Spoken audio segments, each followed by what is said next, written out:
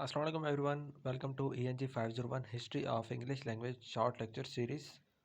और इस सीरीज़ में हम कोशिश करेंगे कि आपको हर लेक्चर में क्लियर और टू द पॉइंट कंसेप्ट मिलें ताकि आप लोग एक नेचुरल फ्लो के साथ सिर्फ रटन ना लगें बल्कि जनरली आप लोग इस बुक को समझ सकें। ठीक है, आज का जो हमारा पहला लेक्चर है वो है इंट्रोडक्शन टू लैंग्वेज के बारे में। और इस लेक्चर में हम ये स्टेप बाय स्टेप समझेंगे कि लैंग्वेज क्या होती है, उसके ख़ास फीचर्स क्या होते हैं और लैंग्वेज का लाइफ साइकिल कैसे काम करता है। ठीक है, तो सबसे पहले हमारा टॉपिक नंबर 1 है व्हाट इज़ लैंग्वेज। अच्छा, इसको स्टार्ट करने से पहले एक बात मैं आपसे कहना चाहता हूँ कि जब मैं आपको लेक्चर आप मेरी बात को सुन रहे हैं तो आपने 2 काम करने हैं। एक, आपने मेरी बात को सुनने और साथ आपकी जो नज़रें हैं वो स्क्रीन पे होनी चाहिए। ठीक है, क्योंकि स्क्रीन पे जो कंटेंट आपको नज़र आ रहा है वो आपकी बुक का कंटेंट है और आपके पेपर के अंदर जो वर्ड्स होते हैं ऑलमोस्ट सही वर्ड्स होते हैं। ठीक है, तो साथ आपने मेरी बात को सुनना है और उसके साथ-साथ आपने इसको मतलब कि ये कर रहे हैं कि आपने मेरी बात को सुनने के साथ-साथ स्क्रीन पे नज़रें रखनी है ताकि आप लोगों को एग्जैक्ट वर्ड्स का आइडिया हो सके। तो सबसे पहले हमारा जो टॉपिक है टॉपिक 01 है वो है व्हाट इज़ लैंग्वेज। ठीक है, लैंग्वेज क्या होती है? सिंपल सा क्वेश्चन है। अब अगर हम सिंपल तरीके से इसको समझने की कोशिश करें तो लैंग्वेज एक कम्युनिकेशन का एक इस तरह का सिस्टम होता है जिसके ज़रिए हम अपने आइडियाज़ को, फीलिंग्स को, थॉट्स को एक्सप्रेस करते हैं। ठीक है, अब ये सब कुछ स्पोकन फॉर्म में और रिटन फॉर्म में भी हो सकता है। लेकिन अब इसकी डेफिनेशन हमें जितनी सिंपल लग रही है ना, इतनी सिंपल होती नहीं है। उसकी वजह क्या है कि लैंग्वेज का जो कॉन्सेप्ट होता है वो डिफरेंट कॉन्टेक्स्ट के अंदर थोड़ा-सा चेंज हो जाता है। मिसाल के तौर पे अगर हम बात करें कि जब हम कहते हैं कि किसी कम्युनिटी की लैंग्वेज क्या है, तो इसका मतलब होता है कि वो वर्ड्स, उनकी प्रोनाउंसिएशन और उनको कंबाइन करने का तरीका जो उस कम्युनिटी के लोग यूज़ करते हैं और उसको समझते हैं, वो क्या है। ठीक है, हम ये नहीं पूछ रहे होते कि इस कम्युनिटी की लैंग्वेज क्या है। हमारा ये मतलब नहीं होता कि ये लैंग्वेज कौन-सी बोलते हैं, लाइक इंग्लिश बोलते हैं, उर्दू बोलते हैं। बल्कि हमारा जो मतलब होता है कि उनके वर्ड्स कौन से हैं, उनको फिर वो प्रोनाउंस किस तरह करते हैं, उनको कंबाइन करने के उनके तरीके क्या होते हैं। तो हमारा एक्चुअली मतलब इसका ये होता है। ठीक हो गया? उसके बाद इसी तरह कभी-कभी लैंग्वेज का मतलब सिर्फ स्पोकन या रिटन वर्ड्स में नहीं होता, बल्कि एट टाइम्स इसका मतलब सिस्टम ऑफ साइंस भी हो सकता है। ठीक है, जैसे कि मैथमेटिक्स की अपनी एक लैंग्वेज होती है जहाँ पे सिंबल्स होते हैं और रूल्स होते हैं, उनके थ्रू एक पर्टिकुलर मीनिंग कन्वे किए जाते हैं। ठीक हो गया? अगर हम इसको थोड़ा सा और आगे बढ़ाते हैं तो लैंग्वेज का एक और मतलब स्टाइल भी होता है। ठीक है, अब फॉर एग्जांपल कि हम कहते हैं शेक्सपियर की लैंग्वेज जो है वो बहुत ब्यूटीफुल है। अब यहाँ पे हमारा ये मतलब नहीं है कि अगर शेक्सपियर इंग्लिश बोलता है तो इंग्लिश ब्यूटीफुल है, या अगर वो कोई और फ्रेंच बोलता है तो उसकी फ्रेंच ब्यूटीफुल है। इसका मतलब है कि जिस अंदाज में, जिस एक्सप्रेशन में, जिस स्टाइल में शेक्सपियर बात करते हैं वो खूबसूरत है। तो यहाँ पे शेक्सपियर की लैंग्वेज बहुत ब्यूटीफुल का मतलब है कि जिस एक्सप्रेशन और जो उसका स्टाइल है वो ज़्यादा खूबसूरत है। इसी तरह अब हर फील्ड की अपनी एक लैंग्वेज होती है। मिसाल के तौर पे डिप्लोमेसी की अपनी लैंग्वेज है, मेडिकल की अपनी लैंग्वेज है, लीगल की अपनी लैंग्वेज है। हर डिपार्टमेंट की, हर फील्ड की अपनी लैंग्वेज होती है। तो यहाँ से हमें इस चीज़ की समझ आती है कि लैंग्वेज कोई सिंगल फिक्स चीज़ नहीं है, बल्कि एक ऐसा फ्लेक्सिबल कंसेप्ट है जो डिफरेंट सिचुएशन में डिफरेंट मीनिंग ले सकते हैं। ठीक हो गया? तो यहाँ पे हमारा टॉपिक नंबर 1 क्लियर हो गया। उसके बाद टॉपिक नंबर 2 है हमारा, उसमें हम देखते हैं कि फीचर्स ऑफ लैंग्वेज। अब जब हमें ये समझ आ गया कि लैंग्वेज क्या होती है, तो अगला स्टेप होता है कि हम ये देखते हैं कि हमें लैंग्वेज की वो कौन सी ख़ास फीचर्स हैं जो उसको दूसरे कम्युनिकेशन के सिस्टम से डिफरेंट बनाती हैं। अब इसमें सबसे पहला जो फीचर है वो है डिस्प्लेसमेंट का। अब डिस्प्लेसमेंट का ये मतलब होता है कि इंसान सिर्फ जो प्रेजेंट मोमेंट तक लिमिटेड नहीं होता, बल्कि हम इंसान अपने पास्ट के बारे में भी बात कर सकते हैं, फ्यूचर के बारे में भी कर सकते हैं और इवन के उन चीज़ों के बारे में भी कर सकते हैं जो कि एग्जिस्ट ही नहीं करती हैं। ठीक है, तो यहाँ तक हम मतलब कि झूठ भी हम बोल सकते हैं। अब झूठ एग्जिस्ट तो करता है, ठीक है, लाइक एग्जिस्ट करता है लेकिन हमें नज़र नहीं आता, तो इस तरह की चीज़ें भी हम बोल सकते हैं। अब ये एबिलिटी जो एनिमल्स होते हैं उनके पास नहीं होती। एनिमल्स सिर्फ जो उनका करंट एनवायरनमेंट होता है, अपने उस टाइम के माहौल में वो उस टाइम मतलब कि अपनी यानी कि जो बात वो करना चाहते हैं लाइक एक्सप्रेस कर सकते हैं। उनकी हाँ लैंग्वेज और होती है, लाइक वो आवाज़ें निकालते हैं, डिफरेंट किस्म साउंड्स प्रोड्यूस करते हैं, लेकिन वो अपने इमीडिएट इन्वायरमेंट के बारे में बता सकते हैं। ना तो वो पास्ट के बारे में बता सकते हैं, ना फ्यूचर के बारे में, वो ऐसा कुछ नहीं कर सकते। तो ये जो डिस्प्लेसमेंट है ये ह्यूमन लैंग्वेज का एक फ़ीचर होता है। ये हम ह्यूमन लैंग्वेज के फीचर की बात कर रहे हैं। उसके बाद सेकंड जो फीचर होता है वो होता है आर्बिट्रेरीनेस का। अब आर्बिट्रेरीनेस का मतलब होता है कि वर्ड्स और उनकी मीनिंग के दरमियान कोई नेचुरल कनेक्शन नहीं होता। वर्ड्स और मीनिंग के दरमियान कोई नेचुरल कनेक्शन नहीं होता। फॉर एग्जांपल अगर हम बात करते हैं बुक की, अब जो लफ्ज़ बुक है ना, तो हम उसको बुक क्यों कहते हैं? अब इसका जो आंसर है लॉजिकल या नेचुरल किसी के पास नहीं है कि किताब को किताब क्यों कहा जाता है। तो ये एक बस एक कन्वेंशन है, एक रवायात है जो सोसाइटी ने एक्सेप्ट कर ली हुई है। ठीक हो गया? तो इस चीज़ को, इस फंक्शन को हम कहते हैं आर्बिट्रेरीनेस। ये एक ह्यूमन लैंग्वेज का फ़ीचर होता है। उसके बाद अगले बड़ी इंपॉर्टेंट फ़ीचर है, वो है प्रोडक्टिविटी का। अब प्रोडक्टिविटी का मतलब होता है कि लैंग्वेज के थ्रू इनफाइनाइट सेंटेंसेस हम लोग बना सकते हैं। लाइक हम इंसान एक प्रोडक्टिविटी के थ्रू लैंग्वेज के बहुत ज़्यादा सेंटेंसेस बना सकते हैं। अब हम हर रोज़ नए नए सेंटेंसेस बोलते हैं जो हमने उससे पहले कभी यूज़ नहीं किए होते, और जो हमारे सुनने वाले होते हैं वो उसको समझ भी लेते हैं, सुनते हैं और फिर समझ लेते हैं। तो ये क्यों होता है? हालांकि उसको जानते भी नहीं होते, हम तो फर्स्ट टाइम यूज़ कर रहे होते हैं, लेकिन उनकी मीनिंग उनको पहले ही पता होते हैं। ठीक है, तो इसकी वजह से वो उन सेंटेंसेस को यूज़ कर लेते हैं। तो ये जो एक फ़ीचर होता है, ये भी ह्यूमन लैंग्वेज के अंदर होता है, बड़ा इंपॉर्टेंट फ़ीचर है। उसके बाद है कल्चरल ट्रांसमिशन। कल्चरल ट्रांसमिशन का मतलब होता है कि हम अपनी फ़िज़िकल फ़ीचर हमारे जो होते हैं, जैसे कि आँखों का रंग हो गया, बालों का रंग हो गया, तो ये तो हम अपने पेरेंट्स से लेते हैं।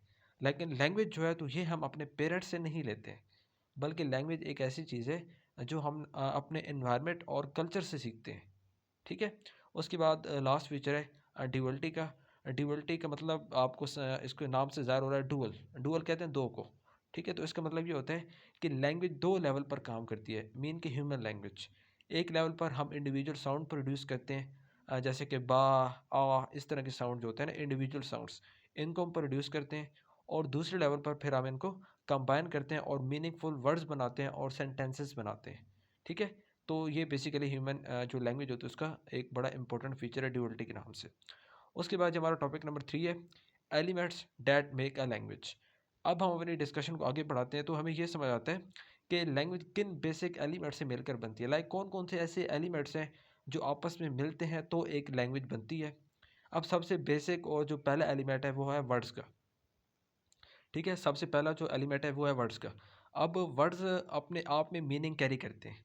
ठीक है, लेकिन इनकी जो इंटरेस्टिंग बात है वो ये है कि वर्ड्स की कोई शेप, साउंड या फॉर्म उस चीज़ जैसा नहीं होता जिसको वो रिप्रेजेंट करते हैं। अब जैसे कि हमने पहले एग्जांपल देखी थी ना बुक की, तो मैंने आपको बताया था कि बुक का लफ्ज़ बुक का और उसकी जो शेप है, इनका आपस में कोई लॉजिकल रीज़न नहीं है कि बुक को बुक क्यों कहा जाता है। लेकिन फिर भी कम्युनिकेशन पॉसिबल हो जाती है। क्यों?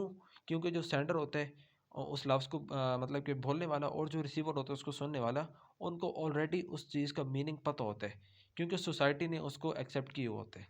ठीक हो गया? तो ये पहला एलिमेंट है जिससे मिलकर लैंग्वेज बनती है। उसके बाद सेकंड एलिमेंट होता है, वो होता है ग्रामर। अब जो वर्ड्स होते हैं वो सिर्फ काफ़ी नहीं होते। सेकंड आता है ग्रामर। ग्रामर हमें ये चीज़ बताती है कि जो वर्ड्स हैं उनको किस ऑर्डर में यूज़ करना है और किस तरह उनकी फॉर्म चेंज करनी है, ताकि जो प्रॉपर मीनिंग है वो हम कन्वे कर सकें। मिसाल के तौर पर उनका टेंस चेंज करना है, अगर प्लूरल उनको बनाना है, या सेंटेंस का जो स्ट्रक्चर है उन उसको सेट करना है, तो ये सब चीज़ें हमें ग्रामर की मदद से मिलती हैं, और हम ग्रामर के थ्रू ही इसको इस तरह कर सकते हैं। ठीक है, अब आजकल मतलब कि जो ग्रामर होती है उसको सिर्फ जो रूल्स हैं उसका सेट नहीं समझा जाता, बल्कि एक ऐसा सिस्टम ग्रामर को अब लोग मानते हैं जो हमें ये बताता है कि लैंग्वेज रियल लाइफ में कैसे यूज़ हो रही है, और डिफरेंट कल्चर में ये किस तरह अपना एक फंक्शन प्ले कर रही है। और जब वर्ड्स और ग्रामर कंबाइन होते हैं तो फिर हम स्पीच और राइटिंग क्रिएट करते हैं जो कम्युनिकेशन का कंप्लीट फॉर्म होते हैं। ठीक है, मतलब कि वर्ड्स हमारे आ गए, फिर हमने उनको एक प्रॉपर स्ट्रक्चर मतलब कि फॉर्म में कंबाइन कर लिया, मिला दिए, तो उसके बाद हमारा जो स्पीच एंड राइटिंग है वो बनती है, जो कि कम्युनिकेशन की एक कंप्लीट फॉर्म होती है। उसके बाद हमारा जो टॉपिक नंबर 4 है वो है birth and life of language. अब हम थोड़ा सा ब्रॉडर पर्सपेक्टिव लेते हैं और ये देखते हैं कि लैंग्वेज का लाइफ साइकिल क्या होता है। अब सबसे पहले बात करते हैं कि लैंग्वेज का ओरिजिन, यानी कि लैंग्वेज की जो पैदाइश है वो क्या है। अब ये एक ऐसा टॉपिक है जहाँ बहुत सारे जो लोग हैं वो एग्री नहीं करते हैं, क्योंकि कोई एग्जैक्ट पॉइंट नहीं है जहाँ से हम ये कह सकें कि लैंग्वेज यहाँ से स्टार्ट हुई थी। तो इसलिए ये कहना कि लैंग्वेज बॉर्न होती है, ये थोड़ी सी एक मिसलीडिंग किस्म की बात है। अब बहुत सारे लोग इस पे ऑलरेडी रिसर्चेस मतलब कि कर चुके हैं, लेकिन आज तक किसी को इस चीज़ का एक एग्जैक्ट या कंफर्म समझ नहीं आई है कि लैंग्वेज कहाँ से पैदा हुई है। तो असल में जो लैंग्वेज का एक प्रोसेस है, जो लैंग्वेज है वो एक प्रोसेस के थ्रू डेवलप होती है। ठीक है, जहाँ आहिस्ता आहिस्ता कुछ चेंजेस होते हैं और नई नई चीज़ें भी उसके अंदर आती रहती हैं। अब जब सोसाइटी में हम सोशल या पॉलिटिकल या कोई भी हमारे सोसाइटी में इन्वायरमेंटल चेंजेस आते हैं, तो लैंग्वेज में भी आपको गैप्स क्रिएट होते दिखाई देते हैं।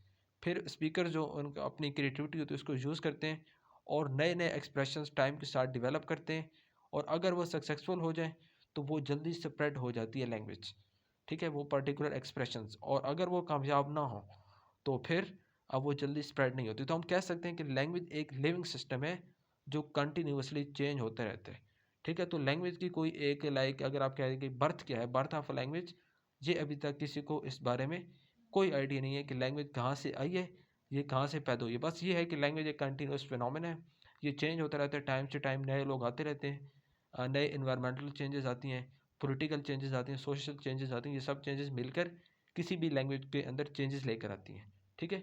तो ये एक मतलब कि बर्थ के बारे में तो नहीं है, बर्थ के बारे में बस ये है कि लैंग्वेज की कोई बर्थ नहीं है अभी तक इस चीज़ पे, लाइक कोई कंफर्म बात नहीं है। लेकिन इसके अंदर जो चेंजेस आती हैं लाइफ के बारे में, तो वो है उसके बारे में टॉपिक 05 है, जिसमें हम देखते हैं growth and death of language.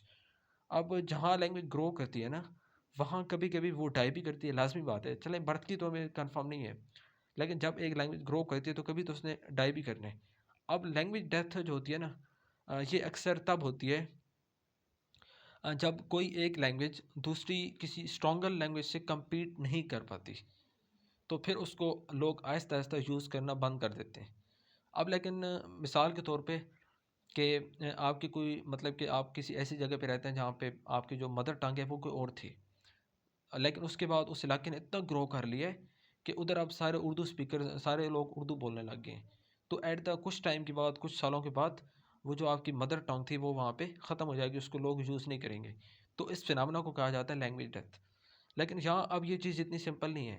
कभी कभी लैंग्वेज ऑफिशियली डिक्लेयर हो जाती है कि अब ये डेड हो चुकी है, लाइक ख़त्म हो चुकी है, मर चुकी है, लेकिन फिर भी कुछ लोग उसको यूज़ कर रहे होते हैं, और कभी ना कभी उसका रिवाइवल भी हो जाता है।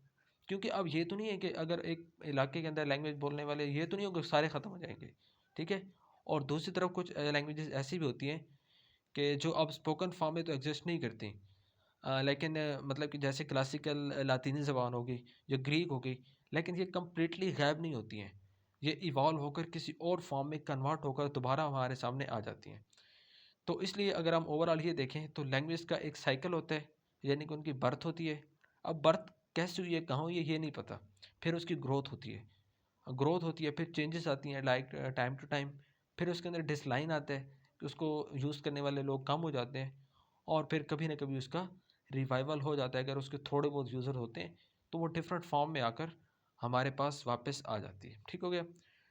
तो आज के लेक्चर में हमने ये देखा है कि बेसिक कंसेप्ट लैंग्वेज क्या होती है, उसके इंपॉर्टेंट फीचर्स देखे हैं, उसके एलिमेंट्स को हमने एक्सप्लोर किया है, और फिर लैंग्वेज का लाइफ साइकिल को हमने समझ लिया, ठीक है।